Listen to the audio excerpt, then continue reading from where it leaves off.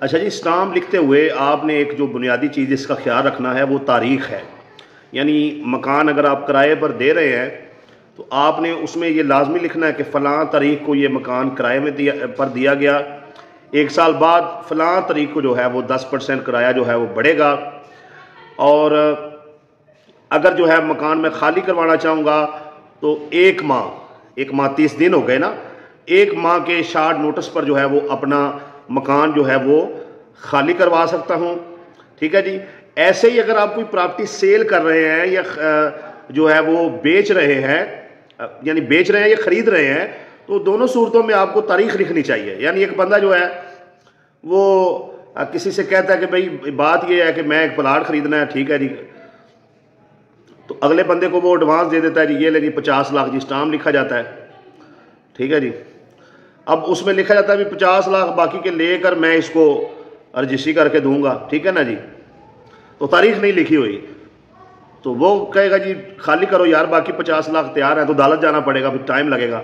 वो कहेगा जी मेरा तो अभी नीयत ही नहीं थी, मैंने तो ज़हन बनाया हुआ था कि ये 6 माह बाद आएगा, साल बाद आएगा, यानी वो डिले कर सकता है मामले को अगर तारीख नहीं लिखी है।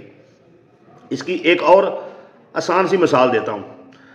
अच्छा जी, एक बंदा आपसे प्लाट खरीदता है 5 मरले, वो कहता है जी ठीक है जी 5 मरले प्लाट है, ये 1 लाख रुपया मरला है, ये ले जी आप 4 लाख रुपया ले लें और बाकी का जो है ना वो 1 लाख रुपया जो है मैं आपको दूंगा, तो आपसे रजिस्ट्री करवा लूँगा। अब 1 लाख कब दूंगा ये लिखा ही नहीं हुआ है, ठीक है ना जी, दूंगा बस दूंगा तो दूंगा, ऐसे नहीं होता, ठीक है ना जी। अभी एक काबिल एहतराम किसी दोस्त ने कॉल की, तो उनसे उनके वालिद से बात हुई, तो उन्होंने एक जगह सेल किया है, रजिस्ट्री कर दिया, 10 लाख का स्टाम्प जो है ना वो चेक ले लिया, ऊपर तारीख लिखी ही नहीं हुई ऊपर।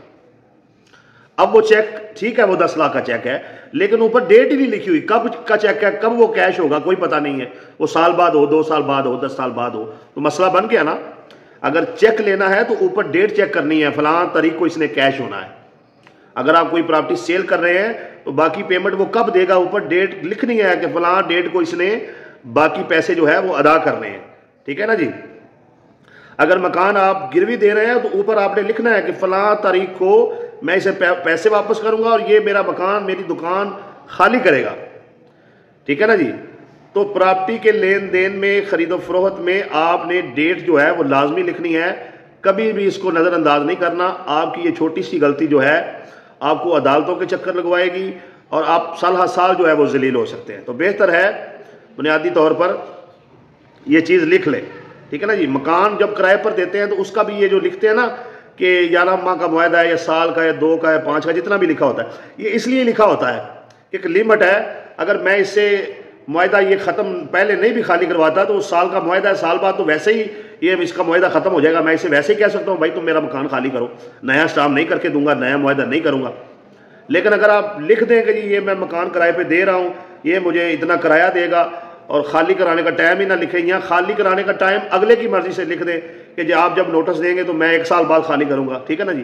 तो गलत चीज़ें ना लिखें और सही तरीके से डेट को मेंशन जो है वो अपने मुआहदे में लाजमी करें।